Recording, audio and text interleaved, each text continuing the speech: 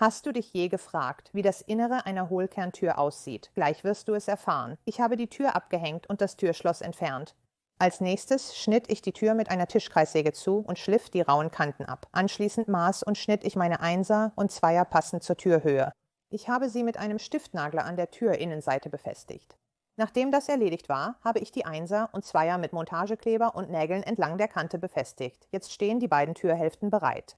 Ich habe noch etwas Perlenbrett übrig und beschloss, es umzudrehen und die glatte Seite zu verwenden. Ich habe es festgesetzt. Nachdem ich die Tür mit Montagekleber und Stiftnägeln befestigt hatte, konnte ich sie aufhängen und mir alles genau ansehen. Als nächstes wurde gestrichen. Ich habe mehrere Schichten aufgetragen, um ein einheitliches Aussehen zu erzielen und die Fugen zwischen Zierleisten und Tür abgedichtet. Zum Schluss habe ich lange Griffe montiert und die Tür war einsatzbereit.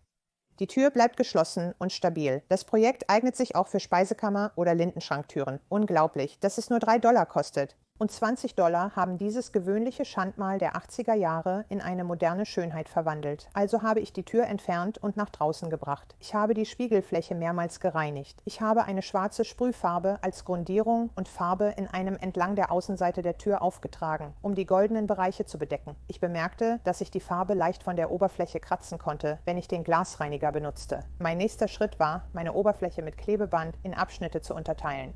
Da ich ein Spray benutzte, würde es über die Streifen hinaus sprühen, also benutzte ich dieses Klebeband mit einem angebrachten Stück plastikartiger Plane, um eine bessere Abdeckung in dem Bereich zu erreichen. Ich benutzte einen mattierenden Farbspray. Das Beste war das Abziehen des Klebebands am Ende. Die scharfen Linien ließen die Tür viel moderner aussehen. Ich liebe, wie sie jetzt im Raum wirkt.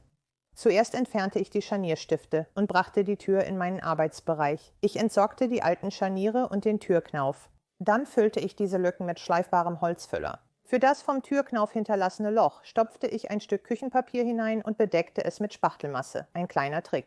Ich muss meine Innentür verlängern. Ich habe Holzlatten zugeschnitten und oben und unten an der Tür angebracht. Es ist Zeit für mich, an dem dekorativen Teil der Tür zu arbeiten. Ich habe mit dem Zollstock die Tür ausgemessen, das Holz zugeschnitten und es mit Flüssignägeln an der Tür angebracht. Nachdem alles an seinem Platz war, habe ich alles mit einer Nagelpistole befestigt. Ich trage gerne Dichtmasse auf und streiche mit dem Finger darüber, um sie zu glätten. Ich habe angefangen, meine Scheunentor-Schienen-Hardware einzurichten. Das Streichen war der nächste Schritt. Die Spachtelmasse war jetzt trocken und ich habe Schleifpapier benutzt, um sie zu glätten. Ich habe meine Dichtpistole erneut verwendet, um den Spalt zwischen der Originaltür und den angebrachten Dekorationselementen zu schließen. Nachdem die Tür getrocknet war, habe ich sie bemalt, die Scheunentorbeschläge montiert und aufgehängt. Mir gefällt das Ergebnis sehr gut. Da ich nur das Holz und etwas schleifbare Holzfüllmasse kaufen musste, kostete es mich am Ende lediglich $42 plus Hardware.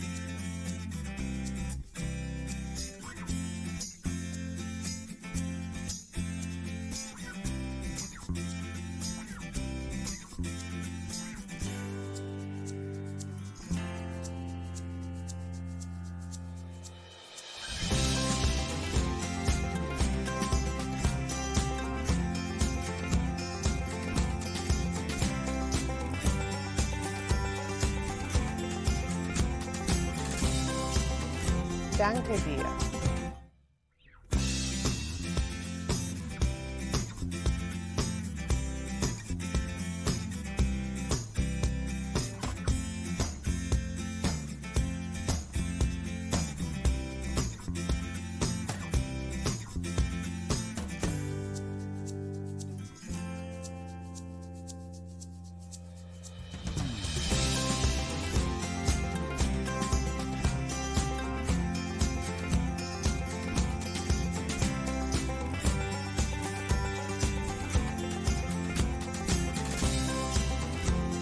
Danke.